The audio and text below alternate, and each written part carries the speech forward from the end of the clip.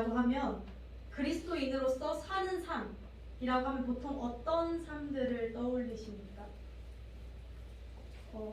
저 사람은 좀 그리스도인답게 사는 것 같아 라는 사람들을 보면 우리는 어떤 행동을 볼 때 그렇게 느끼나요?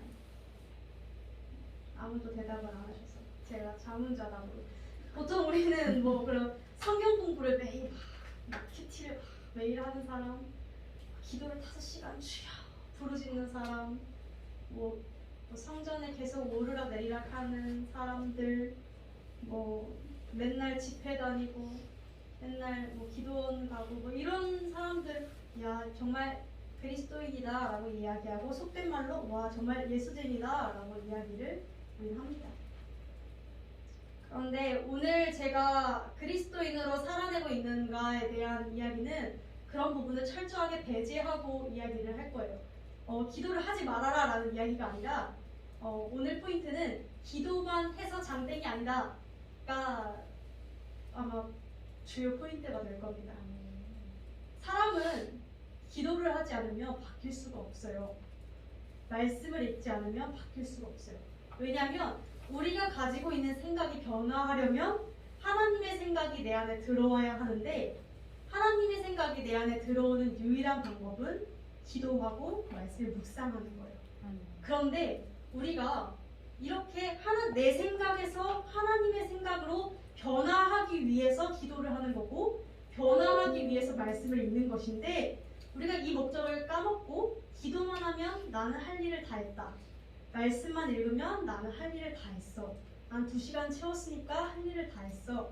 라고 생각하는 경우가 종종 있다는 것입니다. 또 우리는 어떤 식으로 핀트가 어긋나냐면요. 종종 기독교인들이 많이 하는 실수가 세상 사람들이랑 담을 쌓아요. 그래서 우스갯소리로 이런 이야기도 종종 들었어요. 교회 건물이 높게 올라가면 올라갈수록 그 사람들은 거기 갇혀서 나오려고 하지를 않는다고. 이런 이야기들을 저한테 하더라고요. 근데 사실 너무 공감돼서 딱히 반박할 수가 없었어요. 그런데 오늘 살펴볼 다니엘의 태도는 그런 삶과는 조금 다릅니다. 오히려 다니엘 같은 사람이 지금 이 시대에 있었더라면 우리는 손가락질했을지도 몰라요. 뭐 저렇게 세상 사람들이랑 어울려 다녀? 뭐 저렇게 맨날 하나님 믿는다면서 쟤네들이랑 어울려 다녀? 라고 비난했을지도 몰라요. 그런데 중요한 것은 하나님께서 다니엘을 칭찬하셨다는 사실입니다. 우리가 이 시간 함께 말씀 나누실 때 다니엘의 삶, 그리스도인으로서 다니엘은 어떻게 살아냈는가를 함께 살펴보는 시간 되기를 간절히 원합니다. 우리 지난주에는 순종이었어요. 순종은 조금 사실 되게 우리가 생각하는 개념과 비슷했죠. 하나님과 나와의 관계였기 때문에. 근데 오늘 두 번째 키워드는 겸손입니다. 겸손은 우리에게 겸손이 왜 필요할까요? 겸손. 뭐 우리가 겸손을 왜 해야 되는지 약간 혹하는 게 있어야 겸손하게 살겠죠. 다니엘은 겸손을 통해서 뭘 얻었냐면 겸손을 통해서 다니엘에게 있어서 적대자, 그러니까 다니엘을 포로로 잡아간 장본인 느부갓네살 왕, 다리오 왕, 이런 자기 나라를 멸망시킨 철천지 원수들의 신뢰를 얻었습니다. 아이러니하죠. 되게 바벨론의 그 당시 왕이라면 하나님을 믿지 않고 우상을 섬기고 폭력적이고 자기를 거세시키고 성을 바꿔버리고 한 그 사람들의 신뢰를 얻는 역할을 다니엘이 겸손을 통해서 합니다. 그리고 신뢰를 얻으면 어떻게 되냐면요, 그들에게 영향력을 끼칠 수가 있어요. 그들에게 내가 믿는 하나님은 이런 분이야 라고 이야기할 수가 있어요. 그럴 기회를 다니엘이 얻었습니다. 그렇다면 성경이 말하고 있는 겸손은 무엇일까요? 성경이 말하고 있는 겸손, 우리는 겸손을 종종 이렇게 3가지로 오해하곤 합니다. 첫 번째는 낮은 자존감, 두 번째는 야망이 없는 사람, 세 번째는 자기 성과에 대한 군인. 첫 번째, 우리가 겸손한 사람을 생각할 때 보통 낮은 자존감, 자존감이 낮은 사람을 겸손한 그거 아닌가라고 생각할 때도 있는데 성경이 말하는 겸손은 낮은 자존감이 아니에요.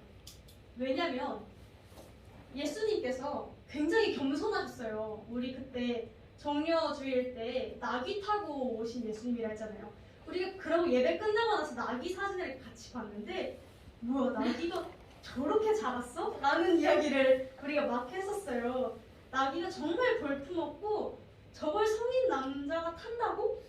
라는 생각이 들 정도로 굉장히 볼품없고 왕이 탈 그런 사이즈가 아닌데 라는 생각이 드는데 예수님은 그만큼 겸손하셨거든요. 그런데 자존감이 낮진 않으셨어요. 그걸 어떻게 알 수 있냐면 예수님은 스스로 자기가 하나님이라고 하세요. 그러니까 자기가 나는 부족한 자고 나는 아무것도 없는 자고 나는 뭘 해도 안 될 것 같고 이런 겸손이 아니었다는 뜻입니다. 자신의 것을 인정할 줄 아는 분이었어요. 그리고 또 하나 더 다니엘. 우리 지난주에 이야기 나눴죠. 1장 4절에 보면 다니엘이 스스로를 흠이 없고 나는 흠이 없고 아름다우며 모든 재주를 통달했고 지식이 많고 학문을 정말 뛰어난 사람이야 라고 스스로를 이야기하는 걸 보고 우리는 지난주에 재수 없다고 이야기를 했었습니다. 그런데 이 재수 없는 다니엘이 아마 스스로 외모를 봤을 때 마음에 들었으니까 그렇게 이야기를 했겠죠.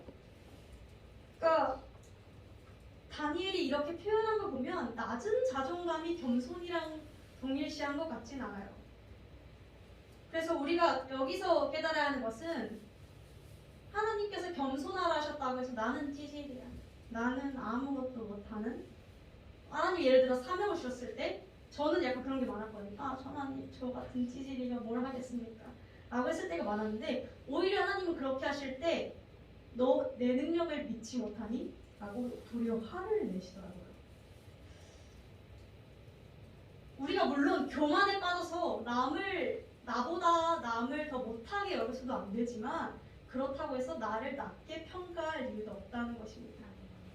두 번째로 또 같은 논리로 해서 야망이 없다는 걸 뜻하는 것도 아니에요. 왜냐면 우리는 종종 그리스도인이라고 하면 속세를 떠나서 뭔가 권력과 떠나서 성공과 떠나서 정말 기도원에 틀어박혀서 돈 이런 거 상관없이 살아야 되는 거 아닌가?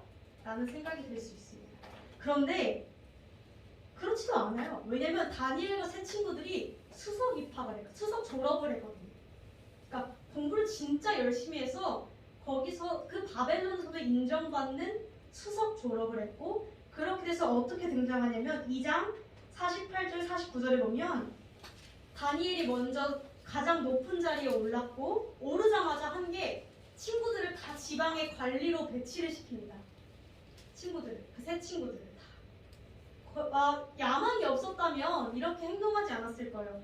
바벨론 왕이 너 총리 좀 해라 라고 하면 저는 예수님을 믿는 사람이니까 권력을 떠나서 저는 저기 기도하고 있겠습니다 라고 이야기를 했겠죠. 그런데 이걸 순순히 받아들이고 오히려 영향력을 끼치는 도구로 이걸 발판으로 삼습니다. 다니엘. 그러니까 야망에 대해서 하나님이 그렇게 부적절하게 막 무조건적으로 모든 걸 떠나고 속세를 던져버릴 것을 명령하시지도 않았어요. 그리고 세 번째 오해는 자기 성과를 무시하고 아무에게도 말을 하면 안 된다라는 생각을 할 때도 있는데 이것도 아닙니다. 왜냐면 결국 다니엘서를 기록한 게 다니엘이에요. 다니엘이 이만큼 성과를 보여줬다는 걸 다니엘이 스스로 기록하지 않았더라면 우리는 아마 지금까지도 모르고 있었을 거예요. 그리고 자신이 기록한 게 하나님이 마음에 안 드셨다면 성경에 올려놓지도 않으셨겠죠. 이 세 가지가 있는데 다만 한 가지는 그렇다고 해서 남에게 인정을 받으려고 애쓰지도 않습니다. 성경적인 겸손. 성경적인 겸손은 어떠냐면요. 내가 한 걸 인정을 그대로 해요. 사실을 정확하게 인정하고 그렇다고 엄청 숨기거나 포장하거나 하지 않고 그냥 담담하게 사실을 받아들이되 그 사실에 대해서 남들이 인정을 하든 안 하든 신경을 쓰지 않습니다. 사람들의 인정에 목말라 하지 않아요. 자신의 성과를 내세우면서 거들먹거리지 않아요. 난 이런 사람이고 난 이런 사람인데 라고 하면서 하지 않아요. 사람들이 인정 안 해주면 막 화내서 열받아 하지도 않아요. 왜냐면 이미 하나님이 받으셨으니까. 이게 성경적인 겸손입니다. 또 성경적인 겸손은 어떻게 정의를 내릴 수 있냐면 굉장히 간단해요. 다른 사람을 섬기는 게 성경적인 겸손입니다. 물론 맨날 손해만 보고 살라는 이야기는 아니에요. 책임지지 못한 호의를 베풀라는 이야기도 아닙니다. 다만 다른 사람을 섬기라는 이야기는 무슨 이야기냐면 다른 사람들을 존중하고 받아들이고 한 사람 한 사람 소중한 존재로 여기며 귀하게 인정을 해주어야 한다는 뜻입니다. 내가 소중하듯이 내가 연약하듯이 남도 연약하고 불안한 존재임을 인식하고 남도 귀한 존재임을 인식해야 하는 줄로 믿습니다. 이것이 성경적인 겸손이에요. 그리고 이 겸손은 내가 좋아하는 일부 사람이 아닌 모든 사람에게 해당이 됩니다. 모든 사람에게 이 같은 겸손을 베풀어야 해요. 그걸 본문에서 어디서 찾아볼 수 있냐면 다니엘은 느부갓네살 왕을 진심으로 섬겼어요. 다니엘에게 있어서 느부갓네살 왕은 어떤 존재예요? 자신의 나라를 빼앗고 굉장히 악을 많이 행한 내 가족에게 피해를 주고 내가 귀족 신분이었는데 포로의 신분으로 되게 만든 장본인이잖아요. 얼마나 싫었겠어요. 저 같았으면 그 옆에서 가만히 보면서 저주를 했을 거예요. 저 자식 언제 망하나? 바벨론 언제 망하나? 계속 그런 기도를 했을 거예요. 그런데 다니엘은 정말 진심으로 느부갓네살이 잘 되기를 바랬습니다. 4장 19절 한 번만 띄워주세요. 이게 어떤 내용이냐면 느부갓네살 왕이 꿈을 꿨는데 하나님이 느부갓네살을 망하게 하신다는 꿈을 꿨어요. 느부갓네살이. 그걸 이제 다니엘은 그 뜻을 아니까 이걸 전달해야 되거든요. 하나님이 당신 망하게 하신대요 라는 걸 전해야 되는 상황이었어요. 그런데 이때 다니엘은 이렇게 이야기합니다. 내 주여, 그 꿈은 당신이 아닌 왕을 미워하는 다른 사람, 당신의 대적에게 임하기를 내가 정말 간절히 원합니다. 당신은 그런 재앙을 받지 않기를 원해요. 정말 간절히 원합니다 라고 이야기해요. 그리고 27절에 또 이렇게 이야기합니다.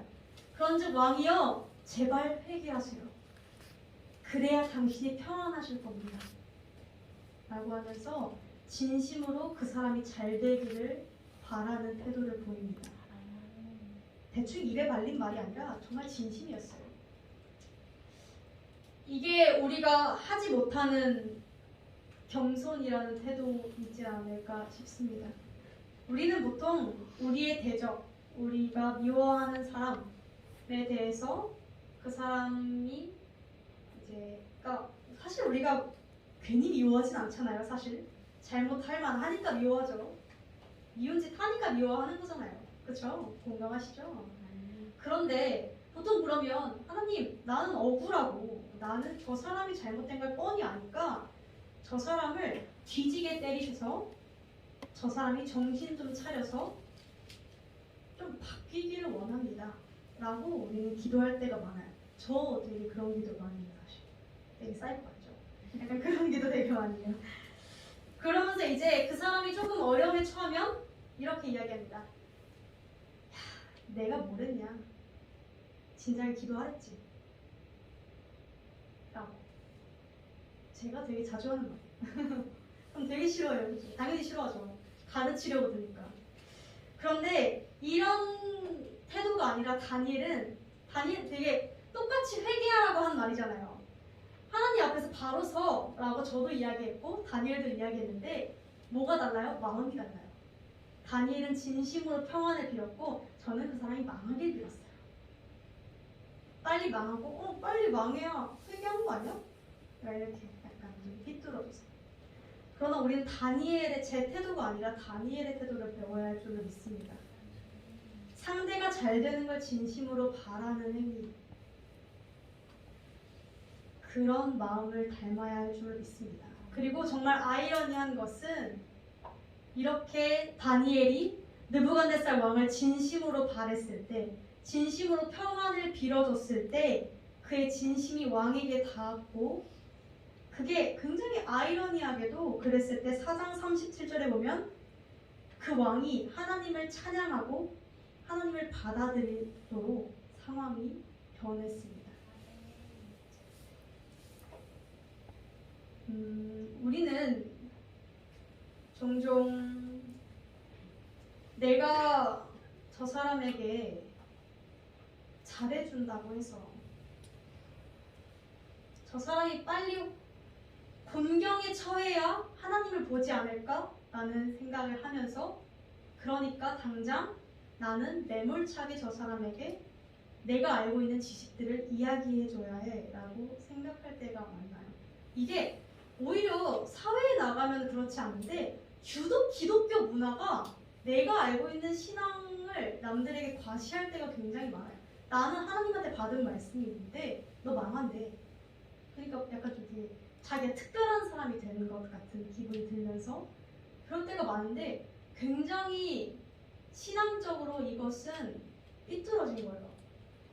그 사람이 아니라 내가 회개해야 될 마음가짐인 것입니다. 그리고 또 우리는 종종 섬김이라는 걸 이야기할 때 보통 섬김은 기부, 봉사, 자선 이 정도로 생각할 때가 많습니다. 물론 하나님께서 물질을 주시거나 뭐 이렇게 된다면 할 수 있으면 해야죠. 물론 그런 것도 너무 중요하지만, 근데 우리가 기부하는 것, 자선하는 것, 봉사하는 것보다 하기 어려운 게 있어요. 그게 뭐냐면 그들과 친구가 되는 걸 하지 못합니다. 예를 들어서 굉장히 어려운 사람들, 남들이 다 싫어하는 그 사람들에게 한두 번 도움은 줄 수 있어요. 마음이 막 감동이, 성령의 감동이 막 오고 마음이 뜨거워지면 한 번씩 뭐 물질로 섬기기도 하고 뭐 이렇게 몇 번 말을 건네기도 하고 그런 섬김은 합니다. 그리고 나는 되게 많이 섬김을 했다고 생각하겠죠. 그러나 우리는 절대로 그들과 친구가 되려고 하진 않아요. 함께 하려고 하지는 않아요. 제가 사실 그랬었거든요. 저는 이제 사역을 할 테니까, 저도 이제, 저는 꿈을 다 이뤘다고 생각하시겠지만 저에게도 꿈이 있었어요. 저는 여기서 끝이 아닐 거라고 생각해요. 왜냐면 저는 사실 꿈이 뭐였냐면 복지관을 차리는 게 꿈이었어요. 복지관을 차리거나 아니면 어떤 카페 같은 걸 차려서 이제 교회 밑에다, 교회여도 괜찮아요. 식당이어도 괜찮아요. 그냥 안 믿는 사람들이 막 오면 그냥 같이 밥 먹고 토요일에 오면 근데 내일은 밥 공짜로 줄 테니까 한 번 더 와라 하면서 그냥 예배 이런 형식 다 필요 없고 그냥 얘기하면서 예수님 이런 분이더라, 한번 믿어봐라, 이런 식으로 하는 공간을 만드는 게 제 꿈이었거든요. 되게 그럴싸하잖아요. 되게 이 꿈에 대한 자부심이 컸어요, 제가. 진짜. 그래서 사람들한테 진짜 많이 막 나는 이런 비전이 있고 난 이런 꿈이 있고 이랬었는데, 근데 제가 놓친 게 하나 있더라고요. 복지관을 차리기에, 카페를 차리기에, 식당을 차리기에 나는 아직 어리니까 그 꿈은 잠시 미뤄두고 나는 뭐 지금은 일단 내 신앙 잘 지키면 되는 거 아닌가? 라고 생각을 했는데,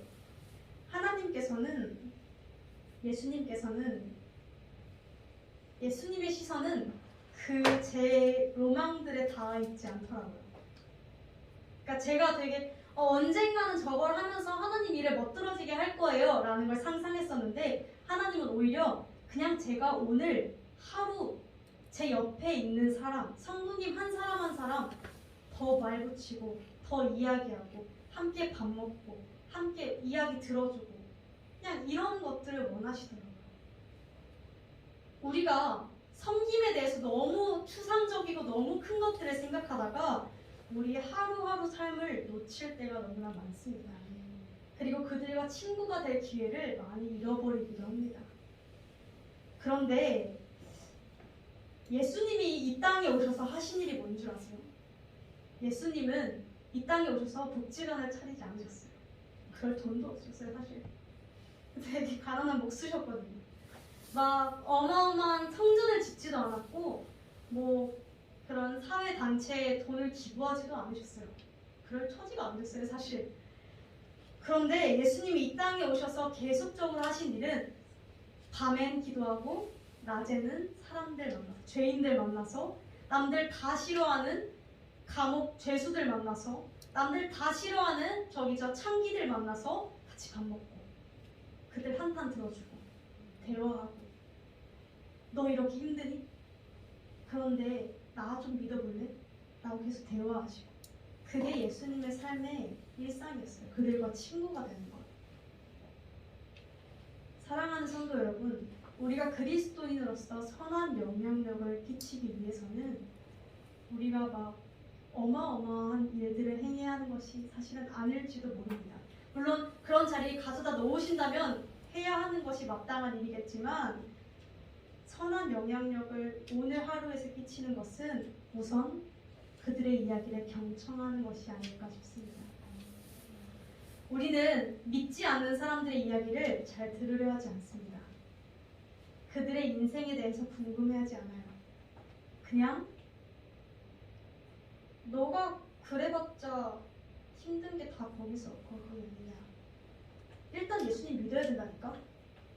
왜 그런지 이유를 설명 안 해줘요. 일단 교회 와야 된다니까? 일단 회개해야 된다니까? 그럼 되게 당황스럽죠. 내가 힘든데 지금 내가 왜 회개를 해야 되는데?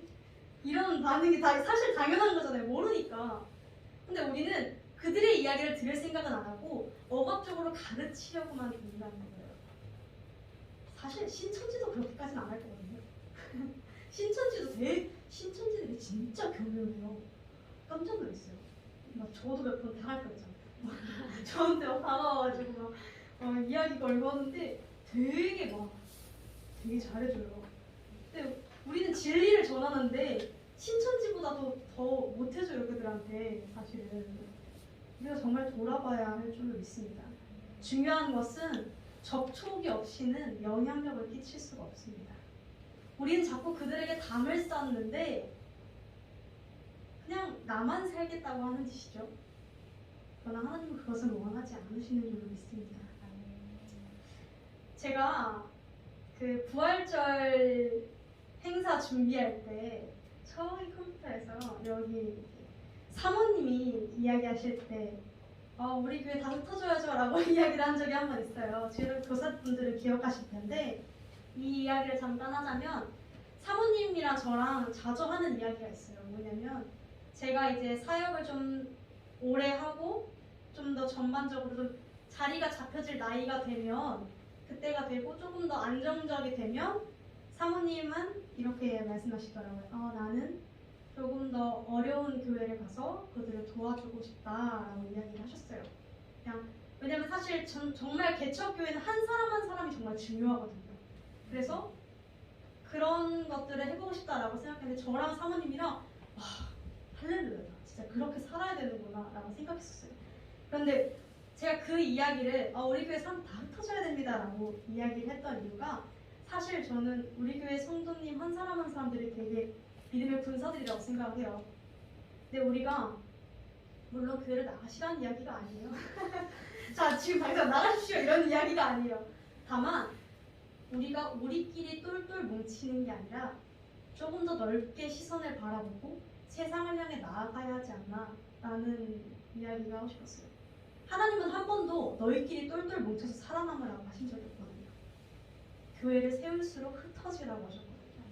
우리가 사실 그걸 좀 마음에 새기고 있으면 어떨까라는 생각이 좀 들었습니다.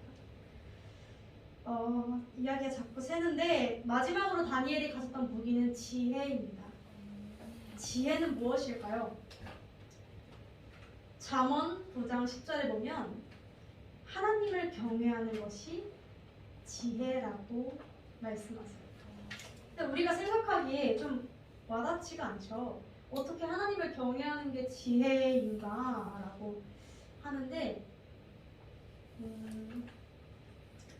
우리가 이렇게 표현할게요. 핸드폰에 대해서 알려면, 핸드폰에 대해서 빠삭하게 알려면 우리가 누구한테 배워야 돼? 핸드폰을 만든 사람한테 배워야 할 거예요. 그쵸? 시계, 뭐 예를 들어 시계가 망가져서 이걸 고치는 방법을 모른다면 시계를 만든 사람한테 찾아가서, 전문가한테 찾아가서 방법들을 물어볼 거예요. 그렇다면 우리가 이 세상을 살아가는데 모든 지혜와 지식들이 필요하다면, 지혜들이 필요하다면 우리 누구에게 찾아가야겠습니까? 이 세상을 만드신 하나님께 찾아가는 것이 그 답인 줄 믿습니다. 그래서 하나님을 경외하는 것이 지혜의 근본이에요. 그리고 부가적으로, 이건 제가 개인적으로 생각하는 건데, 보통 지혜는 내 생각에서 나오지 않아요. 내 시각은 굉장히 편협하고 좁기 때문에. 그러나 하나님이 주신 그런 생각들을 가질 때 내 생각을 내려놓고 남을 먼저 배려하고 남의 입장에서 먼저 생각하게 됩니다. 그래서 이것이 세상을 살아가는 지혜가 아닐까 싶기도 해요. 제가 시각에 대해서 조금 전 방금 이야기를 했는데, 지혜는 전체를 보는 시각을 키워줍니다. 사실 미성숙한 사람들의 특징이 뭔 줄 아세요? 미성숙한 사람들은 시각이 편협해요. 우리가 그러니까 굉장히 좁은 시야를 가지고 있어요. 그러니까 내가 생각하는 게 남들도 그렇게 생각할 거라고 믿어요. 이게 굉장히 미성숙한 사람들의 특징인데, 이렇게 생각해보면 알 수 있어요. 어린 아이들이잖아요. 어린 아이들에게 예를 들어 제가 어린 아가들한테 있잖아, 너 내일 놀이공원 갈래? 나 청소 도와줄래? 라고 물어보면 애들은 당연히 놀이공원 간다고 그럴 거예요. 그렇죠? 근데 제가 그러면 놀이공원 갈래? 청소 도와주면 내가 나중에 너 대학 장학금 대줄 건데, 너 막 10년 뒤 장학금 대줄 건데 놀이공원 갈래? 청소 도와줄래? 라고 이야기하면 애들은 청소가 아니라 놀이공원을 택합니다. 왜냐면 멀리 보는 시선이 없어요. 당장 눈앞의 것이 아이들에게 너무 크게 다가오기 때문에 아이들은 뭐 10년 뒤에 어떻게 되든 말든 우선 내가 지금 좋아하는 일들을 택합니다. 지금 내가 느끼는 감정이 전부일 거라고 생각해요. 그런데 이게 어린 아이들에게서는 되게 당연한 거고 자연스러운 건데, 이게 20살, 30살, 40살, 쭉 올라갈 때까지 이런 시야를 가지고 있다면 굉장히 문제입니다. 굉장히 문제예요. 전체를 보는 시각, 한 발짝 떨어져서 전체를 보는 시각이 없으면 어떻게 되냐면요, 멀리 보지 못해요. 그래서 우리가 하나님의 나라에 대한 보호와 천국 소망을 꿈꾸지 못하고 이 세상의 것에 목을 매게 됩니다. 눈앞에 보이는 것, 아이들이 놀이공원을 택했던 것처럼 나한테 당장 돈이 급하고, 나에게 당장 사람들의 인정이 급하고, 사람 관계가 중요하고, 연애가 중요하고, 가정이 중요하고, 물론 다 중요한 것들이지만, 너무 귀한 것들이지만 그것들에 사로잡혀서 하나님의 나라, 가장 귀한 것을 바라보지 못한다는 것입니다. 그래서 우리가 어떻게 되냐면 하나님이 아닌 다른 것에 목을 매게 돼요. 그러니까 보통 막 일에 목을 매거나 뭐 연애 헤어지면 진짜 기절할 것처럼, 사람 까무러칠 것처럼 막 너무 의존한다거나, 또는 돈에 정말 너무 내 일에 너무 의존하고, 돈에 의존하고, 요새는 아파트에 막 의존하고 막 되게 많죠. 그러니까 눈앞에 벌어진 일에 죽고 못 살아요. 편협한 시각을 가지면. 그리고 그렇게 되면 일이 잘 안 풀릴 때도 있잖아요. 그러면 십자가에서 피 흘리신 예수님의 희생을 기억하지 못하고 눈앞에 보인 상황들로만 하나님을 판단하고 원망하게 됩니다. 그리고 한 가지 특징은 나와 다른 사람을 받아들이지 못해요. 이 세 가지가 미성숙한 신앙이 나타내는 결과인 줄 믿습니다. 우리가 정말 구별해야 하는 한 가지가 있어요. 이게 지혜예요. 이걸 잘 구별하면 정말 지혜로운 사람인데, 뭐냐면 하나님이 금지하신 것과 내가 기분 나쁜 거를 잘 구별할 줄 알아야 됩니다. 이게 지혜예요. 왜 이게 지혜냐면, 다니엘은 이걸 굉장히 혼동하지 않고 잘 처리를 했어요. 목숨 걸고 싸워야 할 때를 알았고 그렇지 않고 넘어갈 때를 알았어요. 우리도 사실 이제 아까 1장 7절에 보면 다니엘 이름이 바뀌잖아요. 다니엘에서 벨드사살로 바뀌어요. 근데 벨드사살 뜻이 뭐냐면 우상, 벨의 왕이라는 뜻이에요. 그러니까 우리가 지금 이렇게 생각하면 제 이름이 예지예요. 예지인데 제 뜻이 예수님의 지혜라는 뜻을 가지고 있거든요. 물론 한자 뜻은 다르지만 예수님의 지혜를 생각하고 지어주신 이름인데 이 이름이 뭐 석가모니지, 석지 뭐 이런 식으로 바뀌는 거예요. 얼마나 싫겠어요. 듣기만도 싫어요. 약간 신천지지, 막 신지 이런 식으로 바뀌고 싫죠? 너무 싫어요. 뭔가 내가 신천지에 더 가까워진 것 같고 약간 그런 생각들이 좀 와닿으시죠? 그런 생각들이 들잖아요. 그런데 다니엘은 이거에 대해서 목숨 걸고 싸우지 않았어요. 그러니까 기분이 나쁘다고 해서 억지로 이름이 바뀌었는데 기분이 나쁘다고 해서 나 이름 왜 이렇게 바꿨냐? 라고 따지지 않았어요. 왜냐면 성경에 반드시 그리스도인들은 경건한 이름을 가져야 합니다. 라는 구절이 없거든요. 그러니까 하나님이 정확하게 금지하신 사항이 아니에요. 그냥 내가 조금 기분이 나쁠 뿐이죠. 뭔가 내가 우상한테 가까워진 것 같아서. 이거에 대해서 다니엘이 그냥 숨죽이고 있을 줄 알았어요. 그냥 넘어갈 줄 알았어요. 그리고 학업에서도 동의를 했습니다. 이 당시 다니엘의 상황은 점성술, 마술, 그러니까 이것도 지금 여기서 생각해보면 제가 신학을 배우고 있다가 성경을 막 배우고 있다가 갑자기 나라가 망해가지고 어디 끌려가서 제가 타로를 배우게 된 거예요. 아니면 막 이상한 막 무당의 이런 것들을 배우게 된 거예요. 억지로. 얼마나 싫겠어요. 저는 아마 그런 걸 배우게 될 때가 된다면 그 교실 맨 뒷자리에 다리 꼬고 앉아서 교수님을 째려보고 있을 거예요. 배우기도 싫어서. 아마 저는 그랬을 것 같은데 아마 다니엘도 싫었을 거 아니에요. 사실 내가 배우고 싶지 않은 것들. 심지어 하나님을 대적하는 학문이니까 배우고 싶지 않았을 텐데 사실 또 성경에 그런 학문을 배우지 마라는 구절이 없어요. 다니엘께서 어떻게 했냐면 일단 열심히 했어요. 수석 졸업까지 했어요. 거기 현지인들 다 제치고 자기가. 대박이죠. 그런데 우리가 보면 이렇게 막 열심히 제가 만약에 갑자기 타로 공부에 매진하고 막 갑자기 점성술에 매진하면 다른 성도님들은 민예지 신앙이 미쳤다. 저거 전도사하면 안 된다라고 이야기를 하실 텐데 아마 다니엘도 그 상황에서 그러지 않았을까 싶어요. 그런데 다니엘은 이 기회를 어떻게 사용했냐면 자기가 수석 졸업을 해서 나는 이만큼 마술과 점성술에 대해 알고 있는데 배워봤더니 별거 없더라. 느부갓네살 왕아. 내가 수석 졸업한 거 너도 봤지? 나 그만큼 너네 학문에 대해서 공부 열심히 했어. 그런데 그래도 내가 알고 있는 하나님에 비해서 별거 없더라. 라고 이야기를 했어요. 그러니까 우리가 사실 그들의 이야기를 아무것도 듣지 않고 예를 들어서 우리 그런 질문 많이 받잖아요. 진화론, 창조론. 우리가 이런 것들에 대해서 아무것도 모르고 나는 그냥 창조론 믿으니까 진화론 뭐 내 할 거 아니잖아? 라고 생각하고 있다가 사람들이 만약에 물어봤을 때 우리가 그거 성경에 써 있으니까 라고 이야기한다면 그들의 입장에서는 뭐야? 별 논리도 없잖아 라고 생각할 거예요. 이게 우리가 열심히 살아야 하는 이유예요. 그리스도인들은 기도만 하면 장땡이라고 생각하는데 아니에요. 우린 그리스도인들이라서 더 열심히 공부하고 더 열심히 살아야 되고 더 열심히 배워야 해요. 사실. 그리고 그들의 것들을 이게 마음의 중심으로 삼으라는 얘기가 아니라 배우고 너의 입장은 그래? 라고 들을 줄 알아야 돼요. 경청이 우리에게 반드시 필요해요. 제가 저희 학교 교수님 이야기를 잠깐 해드릴게요. 저희 학교 담당 교수님이 되게 멋있으신 분이신데 조금 이상하신데 멋있으신 분이세요.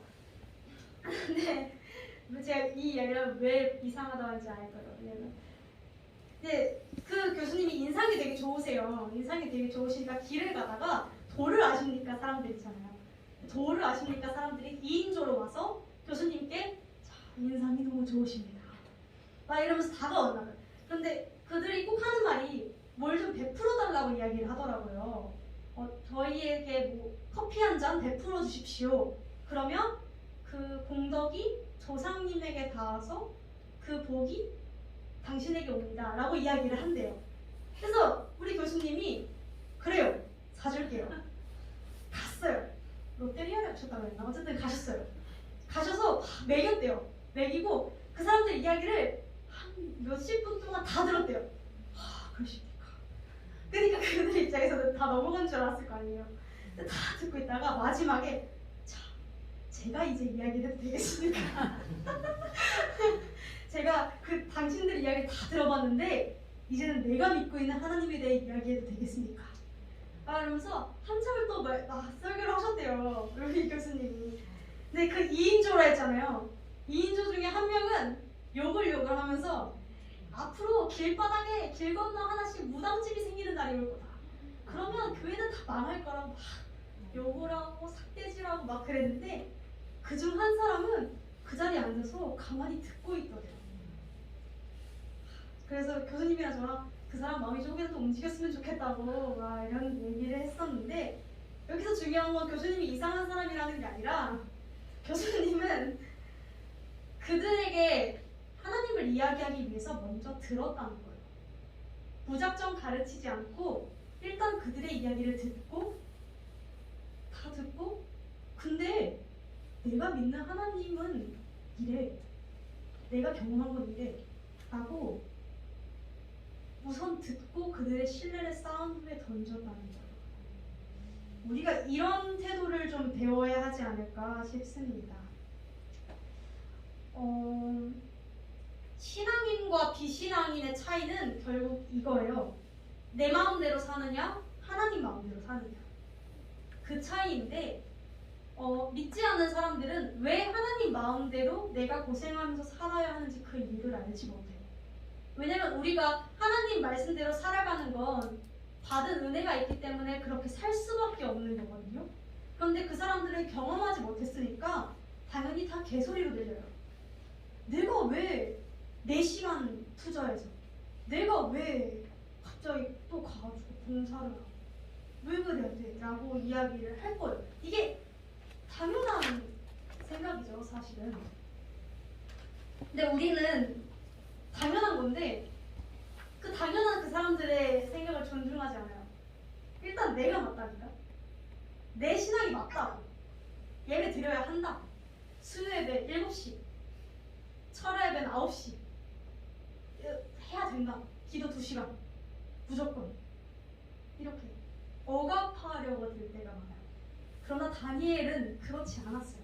다니엘은 그들의 문화에 녹아들었고 그들의 문화에서 가장 최고의 것을 차지했고 그들의 신뢰를 얻은 후에 그들에게 하나님을 전합니다.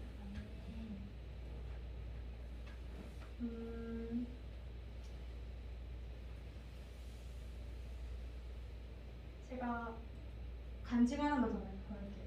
내리 오스본이라는 목사님이 계세요. 제가 되게 존경하는 목사님인데 그 목사님이 이제 제 나이 때 대학생활 할 때 한참 막 뜨겁고 저 보면은 막 1학년 때가 제일 뜨거워요, 진짜. 다들 진짜 막 여기가 다들 실핏줄이 막 터져 있어요. 왜 터져 있는 줄 아세요? 기도하느라 울어서. 그리고 깜짝 놀라서 저는 1학년 때 그렇게 안 울었거든요. 근데 지금 1학년 때 막 그렇게 우는 거예요. 그래서 정말 은혜로운 사람들이구나. 정말 박수를 쳤어요, 제가. 근데 내리 오스본 목사님도 그랬었대요. 예수에 미쳤어. 이랬었는데 이제 그렇게 카톡 왔네요. 확인 잠깐 나중에 하시고 그런 뜨거운 신앙을 가지고 있어서 이제 알바를 하시던 도중에 동료들이 성적인 대화를 하고 욕설을 하는 거를 다 같이 있다가 들었대요. 자, 뜨거운 신앙의 목사님 얼마나 화가 나요. 야, 너네 내가 이런 거 하지 마. 그러니까 이거는 하나님이 보시기에 옳지 않은 거거든.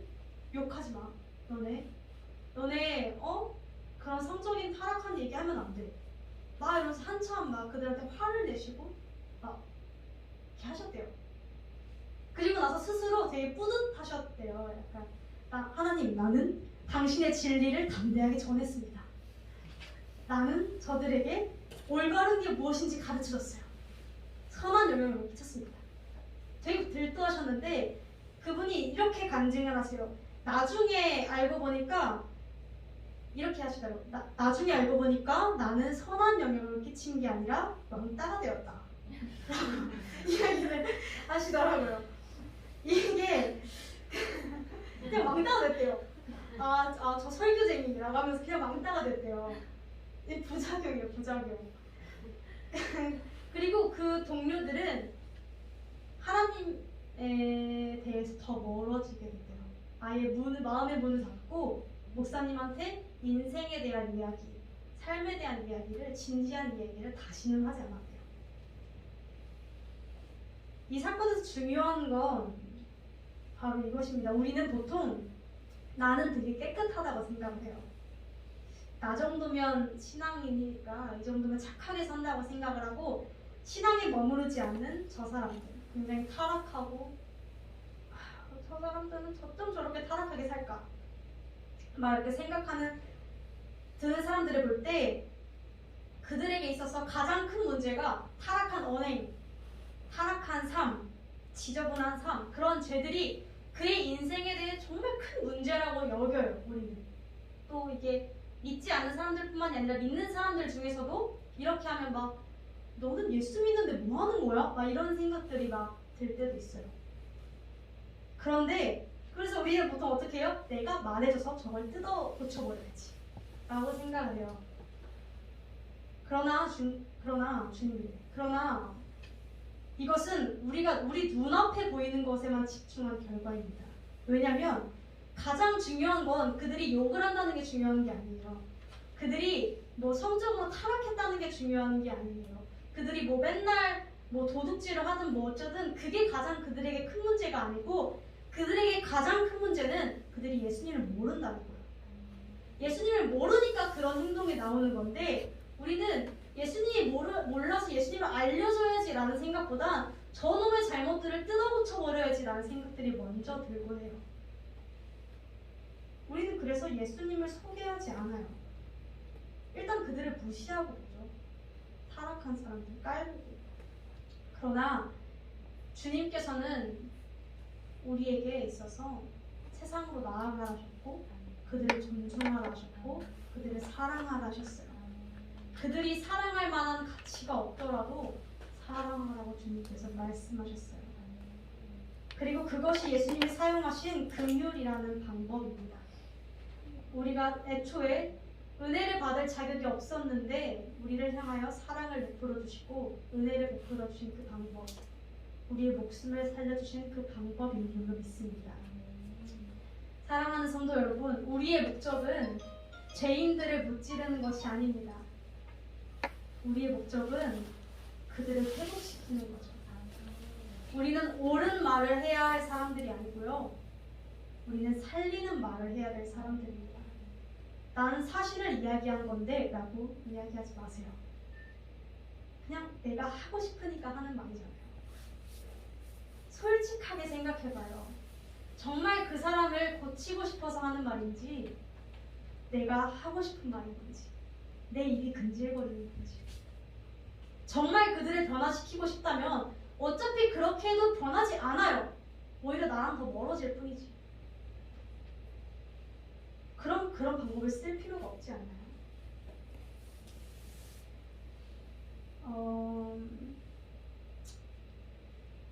마무리하겠습니다. 그리스도인의 길은 그 누구도 다 알아서 가는 길은 아니에요. 저조차도 모르는 게 더 많고 다 알 수도 없고 평생을 살아도 아마 하나님의 섭리에 대해서는 다 알지 못할 거예요.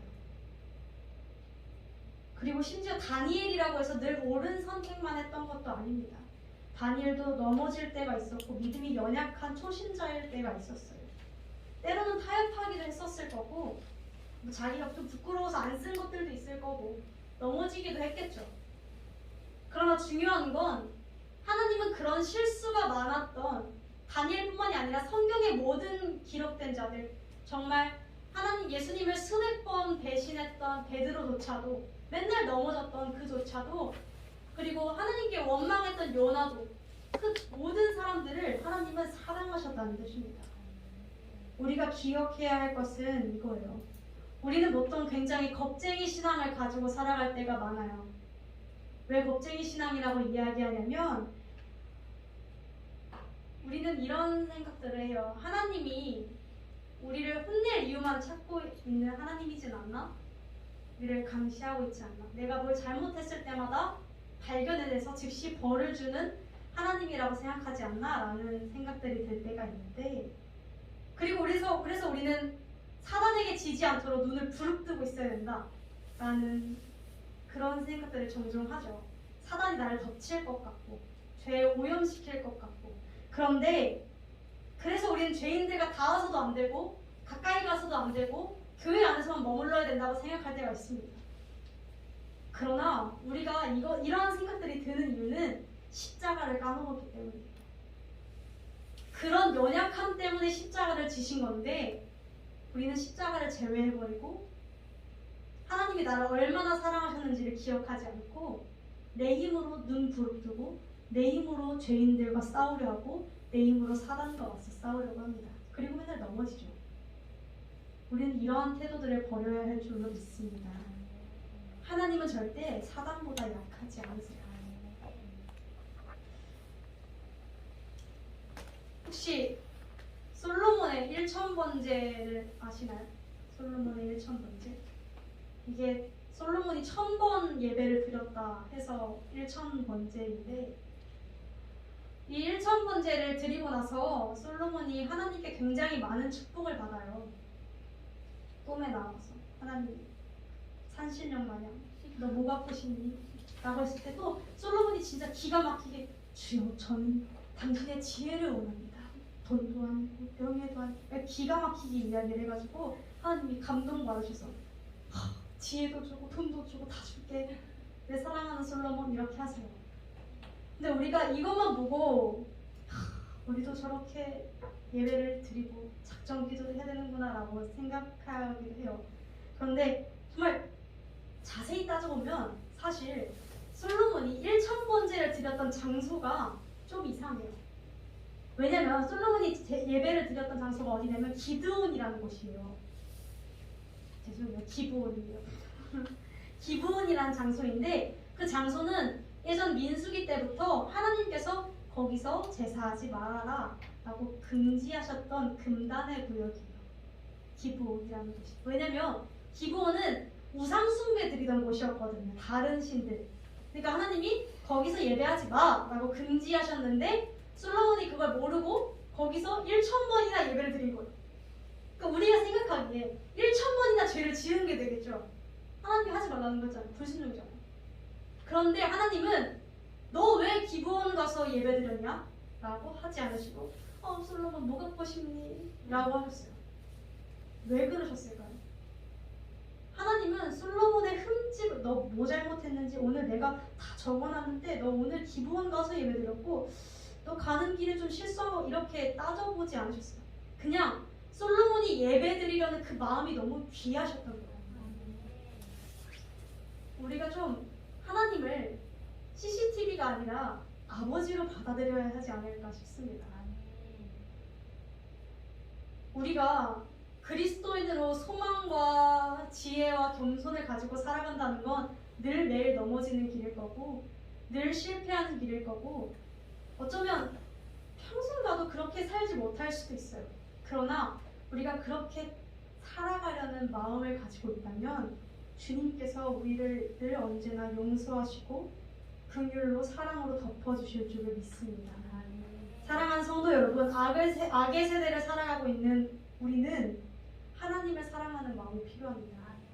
그리고 사람들을 사랑하는 마음이 필요합니다.